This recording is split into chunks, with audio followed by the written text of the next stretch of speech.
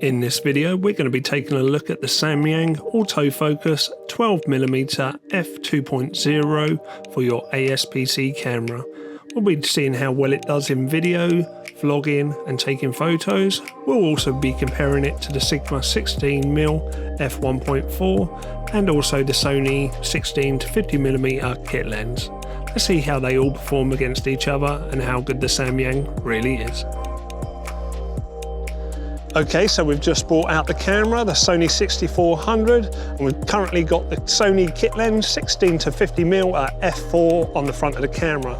This is to give you some idea of the field of view with the standard kit lens. What we're going to do in 3, 2, 1 is switch over to the Samyang 12mm. So 3, 2, 1, and now we've switched over to the Samyang 12mm at f4. Again, I'm in exactly the same position as I was before. I'm roughly arm's length away from the front of the lens. That was with the kit lens and the Samyang. So this gives you an idea of the field of view difference between the 16mm kit lens and the 12mm Samyang. What I'll do now is just a handheld test of them both and see how they compare. So this is the Sony 16 to 50mm kit lens, handheld with stabilization on. And what we're going to do in a moment is see how the Samyang compares to this handheld with no stabilization. So let's switch over to the Samyang in 3, 2, 1. And now this is the Samyang 12mm f4 handheld, obviously no stabilization built into this lens. So this is what you can expect standing still with the Samyang 12mm. What we'll do now is a walk-in vlog style, see how it compares with no stabilization. Okay, so we've got the Samyang 12mm attached to the Sony A6400, and at the minute there's no stabilization at all. This is completely handheld. The camera is approximately 2 feet away from my face. The first thing I noticed with this lens and camera setup is very balanced, very nice to hold. Now it's in autofocus mode. There's no gimbal, it's literally being handheld. Let me turn around and see how the focus changes and how quickly it can pick me back up.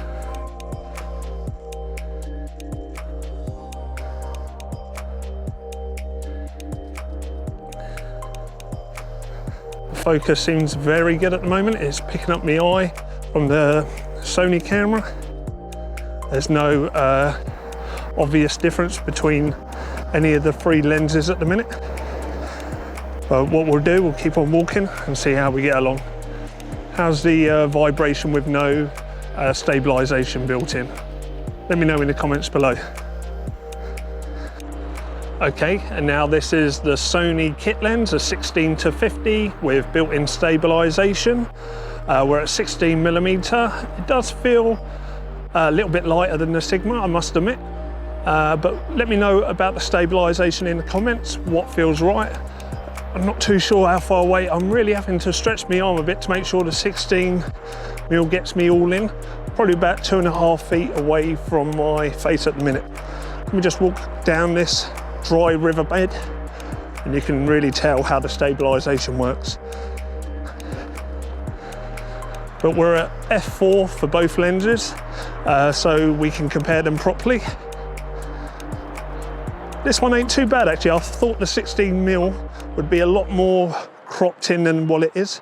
We got that 12mm of the Samyang, which obviously gives a wider field of view, but really it's about the stabilization on the 6400. Can you make do without the stabilization on the Samyang lens?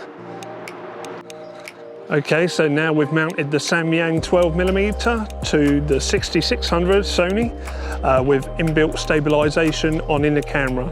Obviously the lens doesn't come with any stabilization, so this will give you an idea of what the stabilization is like with the Sony 6600.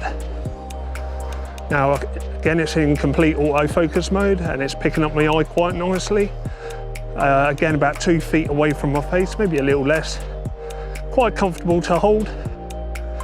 Doesn't feel like it's going to overpower me. And so far so good, no issues with this lens at all. And now we've mounted the Sigma 16mm to the Sony 6400, so there's no stabilization at all. I think this lens is comparable in weight to the Samyang. It just feels a little bit more bulky and a little bit harder to hold, in my opinion, than the Samyang. you've got to stretch your arm out just a little bit further, maybe 2.5, 3 feet away from your face. No, it's not that far, maybe 2.5 feet away from your face. But you definitely notice the weight a little bit more, I believe. Sorry if you can hear some motorway noise coming. We're right next to a motorway, but this is the Sigma 16mm with no stabilization at all. So let me know which one stabilizes the best. Hopefully the 12mm Samyang, with its wider field of view, in theory, should make the image a little bit less jittery because of the wider field of view. But let me know in the comments. God, this is really starting to ache me arm now. Let's take some photos and see how they all compare. Just before we take some photos, actually I've just remembered, we'll put this on the 6600 with stabilization on. This is the Sigma 16mm with stabilization on the 6600 Sony. So this gives you an idea of what the stabilization will be like if you own the 6600 or the ZV-E10. Obviously that's got digital stabilization, this has got inbuilt IBIS stabilization, so a slight difference there. But this is what you can expect with a Sigma 16mm with stabilization on. So far, all 3 lenses I've noticed have been very accurate in their autofocus, attaching to their eye, and seem very, very good at sticking to that eye. But let me know your thoughts in the comments.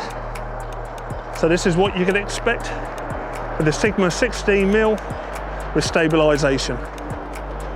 Handheld walking. I must admit my arm's getting a bit knackered though. Whew. You couldn't do this for too long. 10 minutes of this and you can feel my bicep already starting to burn up a bit. Let me know your thoughts though in the comments. But anyway, let's get some pictures now of all 3 lenses, with all 3 lenses, and see how they compare. Okay, this first image I believe is the Sigma 16mm at f4, and yes it is. And this lens is just ridiculously sharp. This is one of the sharpest lenses you can get for Sony APS-C, so there's no surprise here. Everywhere on this image is sharp. What we'll do now is switch over to the next lens and have a compare, see how that gets on. And this lens, let's have a look at the information. Instantly I can tell this is a little bit softer than the 16mm Sigma, and just as I thought, yeah, this is the Sony kit lens 16 to 50mm. And whilst the center is pretty sharp, the edges are absolutely warped and distorted and soft. Yeah, this kit lens is not very good at especially the edges of the image. Let's put on the Samyang though, just confirm it is the Samyang. And yep, this is a Samyang, and oh my god, the center is absolutely sharp as anything. I wouldn't say as sharp as the Sigma, but it's definitely sharper than the kit lens. Let's have a look at the edges. Maybe a little bit softer, but not too bad considering it's a 12mm. Let's have a look on the other edge. And yeah, that's quite surprising. It's much better than the kit lens. Probably not as sharp as the Sigma though. Let's compare 3 closer up images though, just to confirm my findings. And this is the Samyang 12mm again.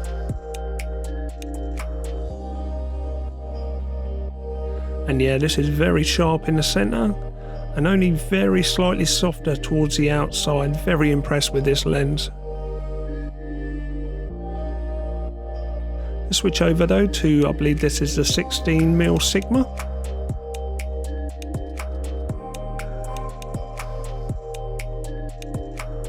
And this lens is just sharp as anything. This is ridiculously sharp. Very, very impressive from Sigma. This is clearly sharper than the Samyang and way, way sharper than the kit lens.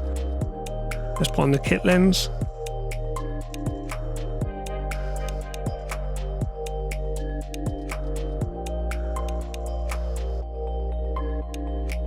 And again, yep, the middle is pretty good, but the edges are absolutely destroyed. So the kit lens is absolutely crap. So we've seen that the Samyang can hold its own in image quality, but what's the build quality like? Well, I must admit I was quite surprised. I'm a bit of a Sigma fanboy, but I would say the Samyang is actually better quality than the Sigma. Not by much, but it just feels a little bit more quality in hand. The focus ring is really smooth and precise, and everything about the build quality of the Samyang is top notch. It really is impressive how well they've made this lens. And with its fast aperture of f2, you're going to have no problems with this lens in low light situations. So where does the Samyang fit into this 3-lens lineup? Well, it comes in second place. Nothing can beat the Sigma 16mm f1.4. It's just incredible. Even though the Samyang has slightly better build quality, the Sigma still takes first place with a score of 9 out of 10.